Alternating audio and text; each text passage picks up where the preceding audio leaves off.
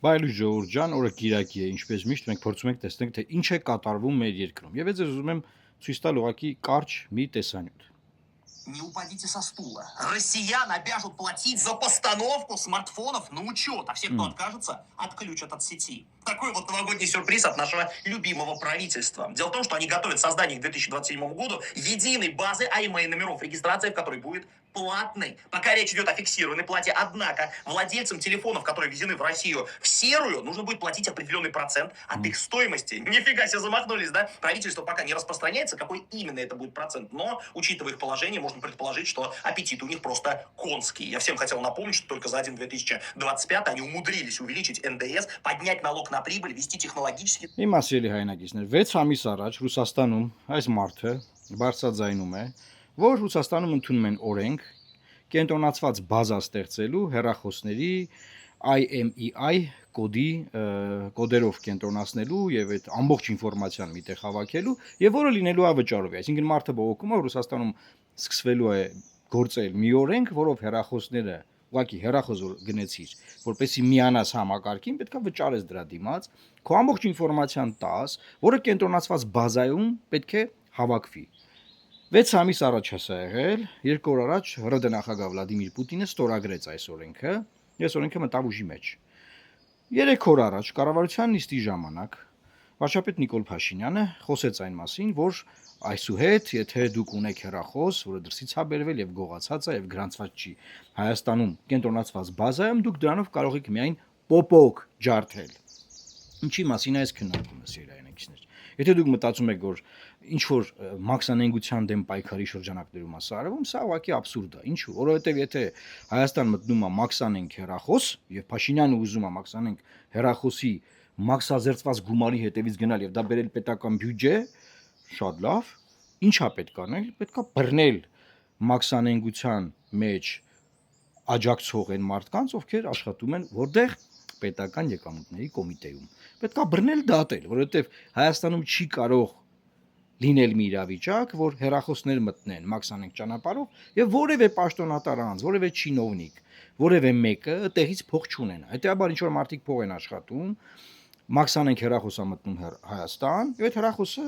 վաճառվում է սև շուկայում կամ չգիտեմ որ շուկայում, բայց խուսափում են դրա հարկերը վճարելուց։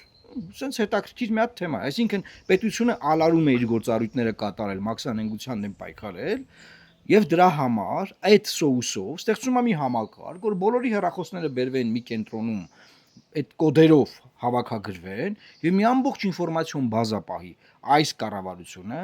որին որ բնականաբար մենք չենք վստահում եւ մեր ինֆորմացիան բազմիցս սպրտվել է մամուլ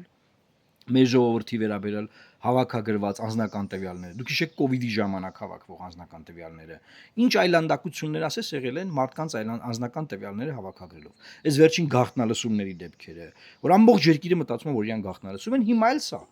այսինքն այստեղ խնդիրը ժողովուրդ ջան հետեւյալն է մի կրակոցով փորձում են երկու նապաստակ սպանել մեկով իբր հարկային այս դաշտում վերահսկում իրականացնել, ալարելով իրենց թիմի կոռումպացված մարդկանց բռնել եւ այդ մարդիկ մնում են անպատիժ եւ մյուս կողմից ամբողջ երկիրը մտցնել վերահսկողության տակ եւ այս օրենքը մենք նայեցինք այնպիսի երկրներում է այն ուժի մեջ մտել եւ սկսել գործել որ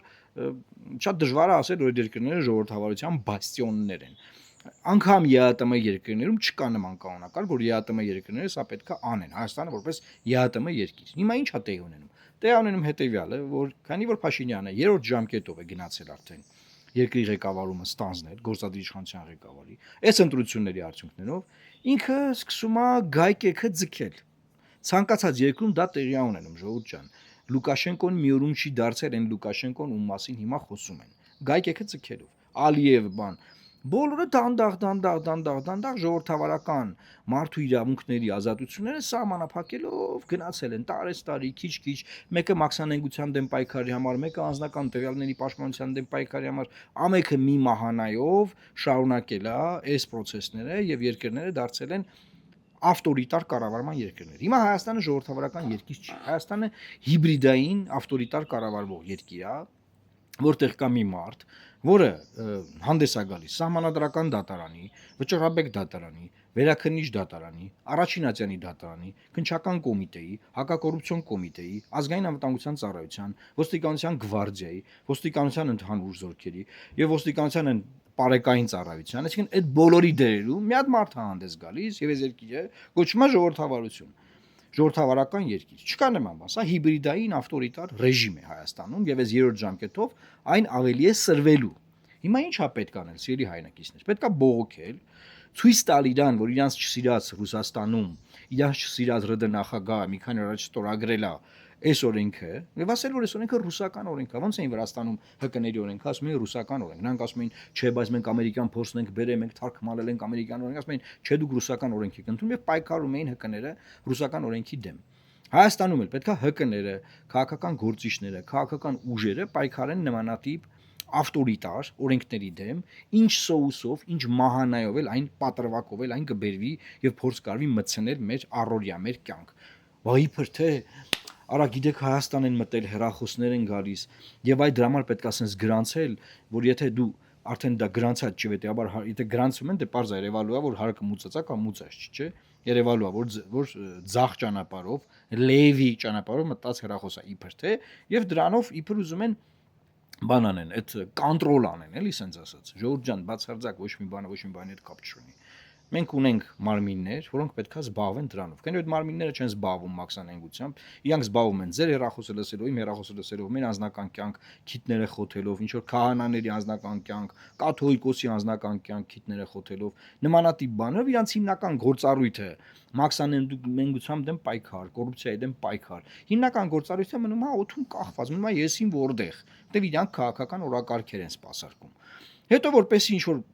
թեմայով գան ասեն, բա հարկ երեքի չհավաքվի, ինչ անենք, առաջարկում են նման անասուն օրենքներ, որ իբր այսպես բազա ստեղծենք բան, որևէ ժողովրդավարական երկրում նման բան չկա։ Որևէ ժողովրդավարական երկրում։ Եվ քանի որ ես դեռ հույս ունեմ, որ Հայաստանում ինչ որ քաղաքացիական հասարակության նշույլներ են մնացել, ես հույս ունեմ, որ մեր ժողովուրդը ձայն կբարձրացնի այս օրենքի դեմ։ Ինչի ես ռուսական օրինակը ցույց տվեցի։ Որտեւ իբր թե տպավորությունը, որ այս իշխանությունը պայքարում է այդ բռնատիրական ռեժիմների դեմ, ինքը ժողովրդավարական է, բանա դա ցույց եմ տալիս, որ տեսեք, նույնությամբ նույն օրենքը ռուսական բերել էստեղ ուզում են ընդունեն եւ ասել, որ խոսքի սա մենք ուղակի բանը ՀԴՄ կտրոն տպի ակցիայի շրջանակներում է, որ բոլորը պետքա հարկ վճարեն։ Ժողովուրդ ջան, սա ուղակի այնպես չէ, որ հիմա չեն կարա բոլոր երախոսները լսեն։ Բոլոր երախոսները լսում են, բոլորը գիտեն դրա մասին։ Տեսանք էս ամբողջ ընթացքում։ Բայց թեման ուրիշ բան է։ Այդ հսկողությունը ավելի են խստացնում իրենց հսկողության գործիքները, ավելի են ուժեղացնում։ Սրա մասին է։ Եվ սրա դեմ պետքա պայքարել։ Էս է այսօր Հայաստանում կատարվում։ Վերջին կատարվող բանը սա է Հայաստանում։ Եվ բնականաբար հիմա հարց կարա չնակ ասեն, բա չես խոսում սահմանադրական դատարանի մասին։ Ամենակարևոր բանն է, չէ՞, լայվ ուղիղ եթերում սահմանադրական դատարանի նիստն ալուսա, ոնց դու չես խոսում այդ մասին։ Ժողովուրդ անկեղծ ձեզ ասեմ, ինչ նիստը սկսվել է ամեն օր մոտարապես մի ժամ կտորներով հետո առաջ հոբանով նիստին հետևել եմ սահմանադրական դատարանի։ Բնականաբար ինչ որ ասել եմ ուժի մեջ է, որ սահմանադրական դատարանը Նիկոլ Փաշինյանի անվան դատարանն է եւ այն որևէ որոշում չի կարող կայացնել, որը կբխի Հայաստանի Հանրապետության ժողովրդի շահերից։ Բայց եթե անգամ ուզում եք որ կայացնի նման որոշում, նման իրավիճակում, պետք է լինի ճնշում, պետք է սահմանադրական դատարանի դատողները զգան, որ կա ժողովրդական պահանջ ճնշում։ Հիմա օպոզիցիոն ուժերը, որոնք դիմել էին սահմանադրական դատարան, ցույց կազմակերպեցին սահմանադրական դատարանի մոտ։ Եվ դուք տեսաք դա ինչ ցույց էր։ Անգամ այդ ուժերի լիդերները չէին եկել այդ ցույցին։ Էլ դրանից են կողմին չենք քննարկում, չենք խոսում։ Ուղղակի բանա, այտենց պրոցես է, պետք է անել, պետք է սպառել բոլոր process-ները, վերջում ասեն ժողովուրդ ջան, դե դուք տեսաք, մենք պայքարեցինք, մենք դիմեցինք ստեղ, մենք դիմեցինք այնտեղ, այն ինչ որ ուժերից մեկն էլ դիմել է, ասում է մնացած բոլոր ուժերը, որոնք չեն դիմել, 10 ուժ չի դիմել, մնացածը դիմել են։ Իսկ այդ թվում մենք։ Ասում է այդ ուժերն էլ թող գան երրորդ կողմներ գրավեն, որպեսզի իրանք էլ միանան այս մեծ պայքարին։ Շատ լավ, իրավաբանական այդ հմտությունները մենք է ունենք, գիտենք որ կարանք դիմում տանք, միանանք, դառնանք երրորդ կողմ բան, բայց որ ես գամ դառնամ երրորդ կողմ։ Ես սպասում եմ, որ 4000 մարդ, ովքեր երկու դիմադիր ուժերից եղել են բոլոր հանձնաժողովներում, այդ 4000 մարդու տված կեղծիքները զանգվածային ներկայացվեն սահմանադրական դատարանի նիստում։ Զանգվածային կեղծիքները բերեք ներկայացնենք։ Բայց դեռ չի հասել նիստը այդ մասին կամ հասելը չգիտեմ, եմ որ ասում չամչով բուլկիկ ուտես, ասում կծում ասում բա ուրա չամիչա, ասում մի հատ է կծի, մի հատ էլա կծում, ասում մի հատ է կծի, մի հատ էլա կծում, ասում բա ուրա չամիչա, ասում անցար։ Հիմա կարող է անցել է այդ զանգվածային խախտումների ներկայացման, բա ես չեմ տեսել։ Ցույց տվեք, ախպեր, բերեք դծրեք դատարան այդ զանգվածային խախտումները։ Որտեվ մենք լծակներ չենք ունեցել հանձնաժողովներում, որտեվ խորհրդանական ուժեր ունեն հանձնաժողովներում երկուական անդամ, ովքեր պետական բյուջեից աշխատավարձ են ստանում։ Այդ է մեխանիզմը։ Բերեք ցույց տվեք, հասկանանք ինչ է։ Չխոսում են ատելության խոսքի մասին, քանի որ ատելության խոսքը աղի ընտրությունների ժամանակ, ասեն ինչի՞ չեք սահմանական դատարանում ատելության խոսքն են քննարկում։ Այդ ինչ եք քննարկում։ Այնտեղ արտադրության նախարարն եկել ասում է դա ատելության խոսք չէր, դա կոպիտ քաղաքական խոսք էր, ձեռ եք առնում։ Զանգվածային խախտումները պետք բերել ցույց տալ սահմանադրական դատան։ Դա համար ասենք մենք դիմենք ինչ անենք, էլի ինչ անենք։ Բա բանը, եկեք երրորդ կողմ, կամ երրորդ կողմները գրավենք, որ ինչ անենք։ Որ ասենք ինչ։ Որ մի ուժը միջնորդելա բանը որ ուժներ Դանիել Յոնիսյանին են հրավիրում որպես վկա հարցաքննության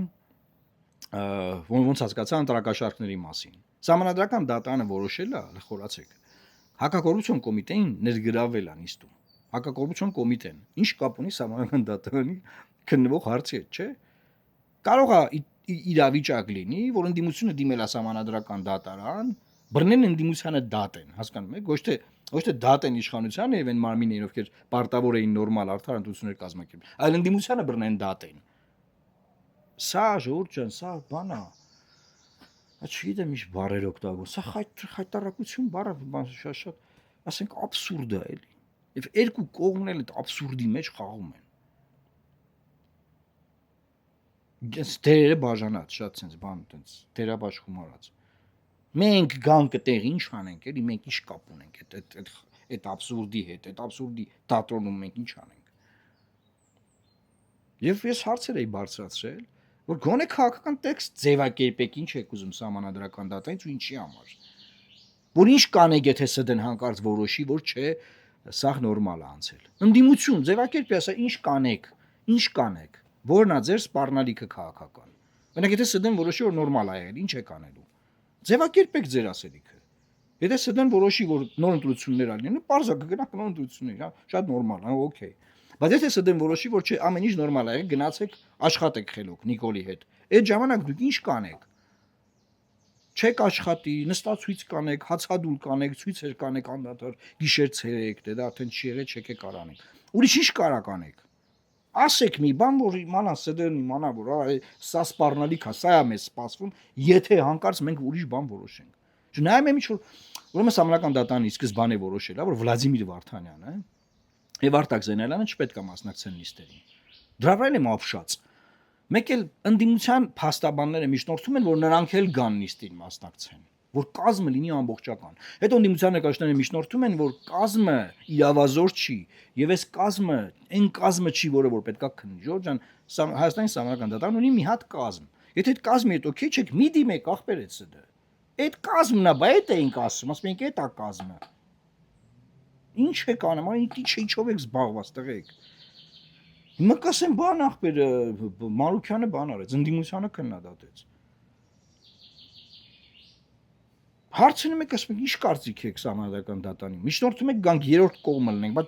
բայց դες հարցերը ինչ անենք, չասենք ախպերես, ինչ եք անում։ Երրորդ կողմ։ Ժորժ ջան, ինչ ասեմ, էսա իրավիճակը։ Սպասենք։ Սահմանադրական դատարանը պարտավոր է մինչև հուլիսի 4-ը կայացնել որոշում վերջնական։ Դե ինքը ժամկետների մեջ է գործում։ Եվ հուլիսի 4-ին լինելու է վերջնական որոշում։ Սպասենք, տեսնենք նախ ընդդիմությունը այս օրերին։ Էլ ինչա ներկայացնում։ Հետո էլ սահմանադրական դատարանը ինչա որոշում։ Բնականաբար այդ բոլոր հարցերին մենք միանշանակ կարձագանքենք եւ կանդրադառնանք։ Ոչ մի բան բաց չենք թողնի։ Գրեք ձեր հարցերը, ձեր առաջարկությունները, ձեր մոտեցումները եւ այո, ձեր բողոքի ձայնը հնչեցրեք այս խայտարակ ռուսական օրենքի դեմ, որը որ իրանք իբր բան են անում, էլի, իբր ժողովրդավարական Ռուսաստանի դեմ պայքարող այս իշխանությունը Ռուսաստանից թխած օրենք է բերել, որ Հայաստանում ընդունի։